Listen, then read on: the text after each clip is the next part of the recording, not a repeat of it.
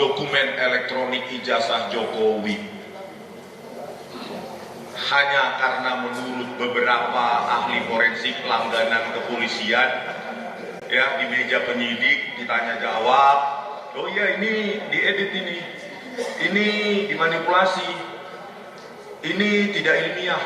Halo, siapa kalian menyatakan kami tidak ilmiah? Berani nggak tampil ke depan? Ayo kita debat terbuka, ilmiah. Berani nggak ahli forensik tersebut yang mengatakan kami tidak ilmiah? Berani nggak? Mereka katanya 3 orang ahli IT. Ayo tampil ke depan, kita buktikan kau atau kami yang tidak ilmiah. Secara etika itu tidak benar. Kalau Anda itu ilmuwan, menyatakan orang lain, menuduh orang lain tidak ilmiah, itu bukan di meja pendidikan. Kau bentuk juga, tulis juga buku ini seperti ini, Jokowi paper itu, bantah secara ilmiah. Jangan cuma beraninya di meja penyidikan, yang penyidiknya nggak tahu apa-apa. Jangan yang ahli nanti jaringan, misalnya ada satu orang yang sering jawab-jawab, ahli jaringan, ya, jaringan komputer, dia nggak pernah belajar image processing, tiba-tiba, oh itu punyanya Rismon nggak ilmiah, nulis paper aja nggak pernah tentang itu. Nanti kita buktikan, kita telanjangi kau di pengadilan. Kalau sampai ke pengadilan. Bagaimana mungkin kepolisian di Republik Indonesia ini bisa menentukan sesuatu ilmiah atau tidak ilmiah?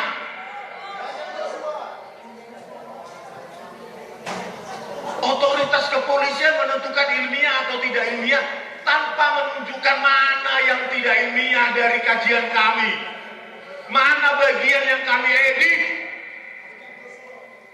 Saya minta kepada tim hukum, ketika ini diuji di pengadilan dan tuduhan mengedit, memanipulasi dokumen ijazah Jokowi dengan cara tidak ilmiah ini tidak terbukti, ayo kita tuntut Polda Metro Jaya atau Polri sebesar 126 triliun rupiah 1 tahun anggaran kepolisian.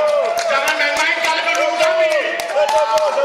Hanya karena kalian punya kuasa untuk menangkap dan Setuju.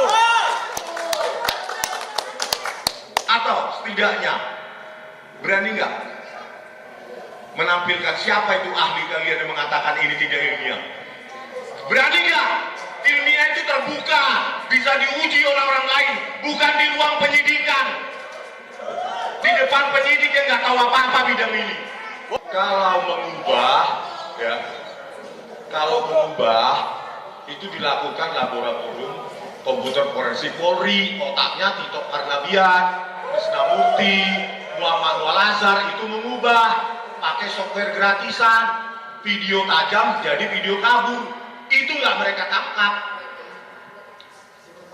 Kalau kami, softwarenya bisa diuji, bahkan source code-nya saya kasih pada saat penyidikan, source code-nya, kode sumbernya. Itu namanya bukan mengubah, itu menganalisis dengan algoritma image processing, algoritma pemrosesan citra digital yang ilmunya sudah ada sejak tahun 60-an. Itu algoritma isinya. Tapi bagaimana saya menerangkan itu kepada penyidik yang nggak tahu apa-apa di bidang itu? Bayangkan tantangan beratnya. Mereka hanya mencari-cari slip tongue, keseleo lidah, supaya itulah nanti dibawa sebagai bahan ke ahli bahasa. Itu aja mereka cari-cari bagaimana respon ini supaya salah, keseleo lidahnya, baru bawa ke ahli bahasa forensik segala macam. Oh ya benar dia bla bla bla bla bla bla.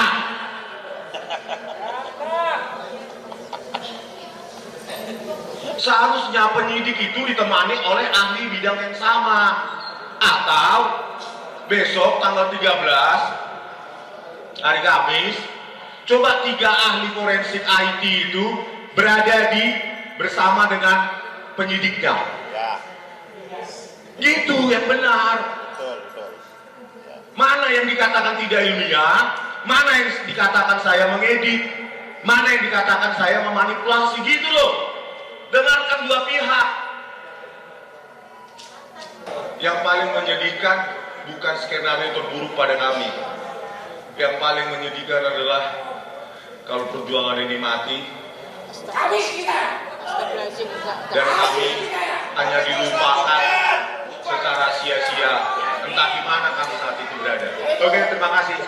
Lanjutkan perjuangan. Merdeka! Download Tribun X sekarang.